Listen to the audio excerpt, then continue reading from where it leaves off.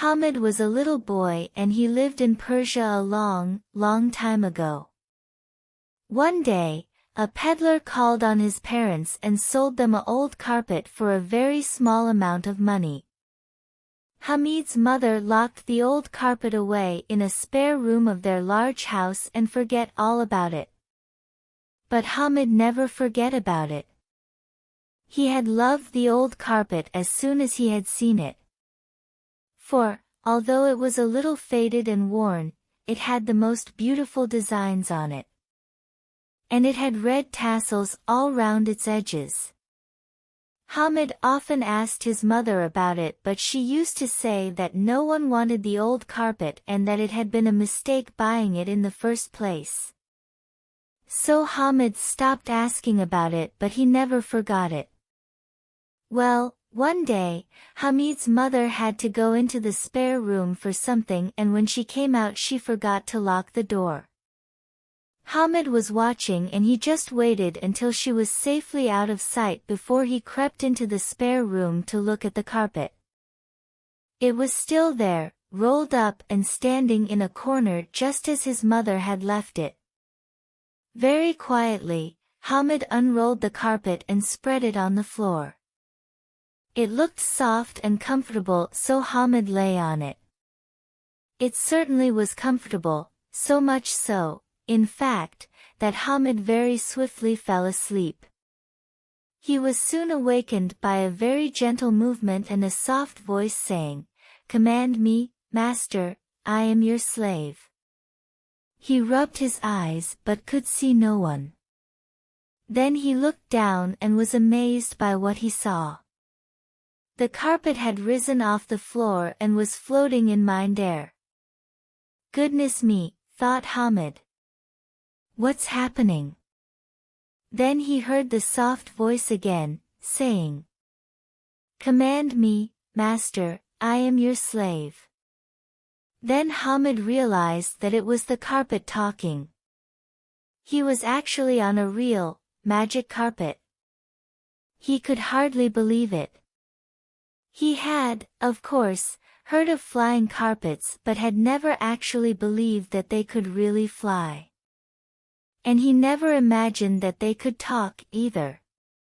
But here he was, now, lying on a carpet which was floating in midair and asking him to command it.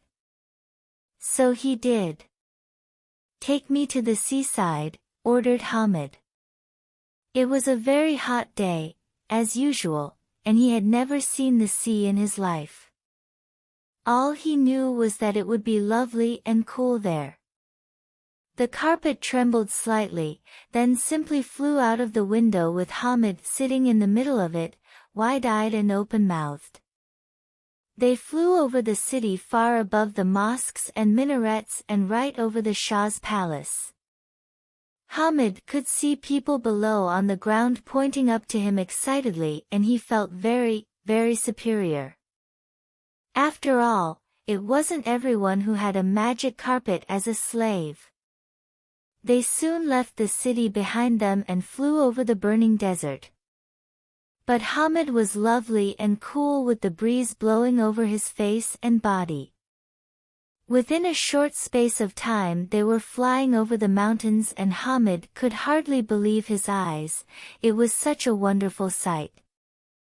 Eventually, in the distance he could see the coastline and the carpet began to fly lower and lower until it gently landed right on the beach. Hamid stood up and looked at the sea.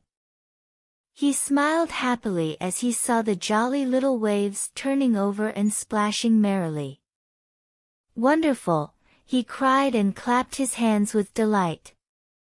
He took off his pointed, curly shoes and rushed happily into the sea.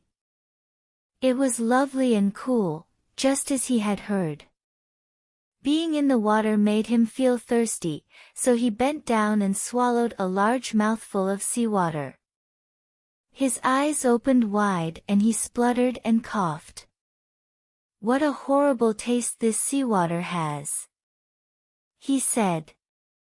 He ran along the beach and then stopped suddenly. He bent down.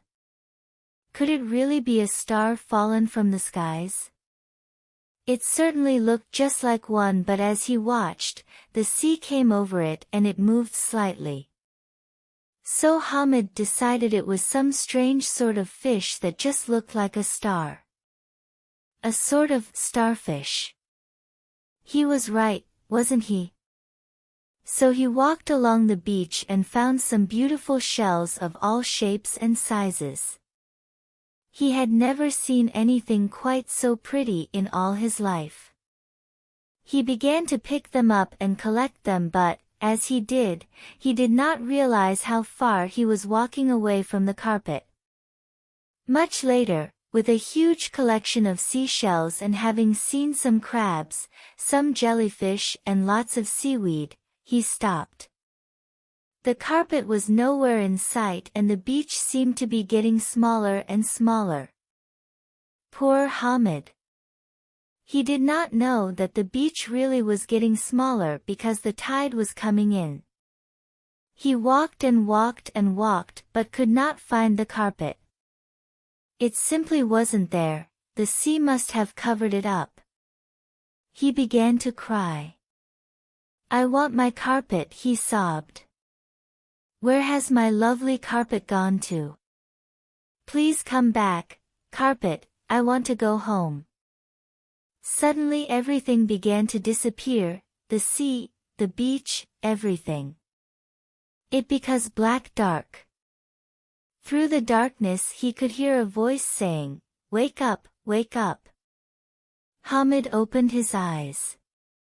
He was not on the beach at the seaside but lying on the old carpet in the spare room back at home. "About time you woke up," said his mother. "Fancy falling asleep in here amongst all this old furniture and stuff. You had better go to bed properly, it is time." So Hamid went off to bed. His mother rolled up the red carpet and stood it up in the corner of the room. Then she noticed something shining on the floor. It was a beautiful little seashell. Strange, she thought. I wonder how that got there. Never mind. She thought. I'll give that to Hamid in the morning. Poor little boy, he's never been to the seaside. Where did the seashell come from?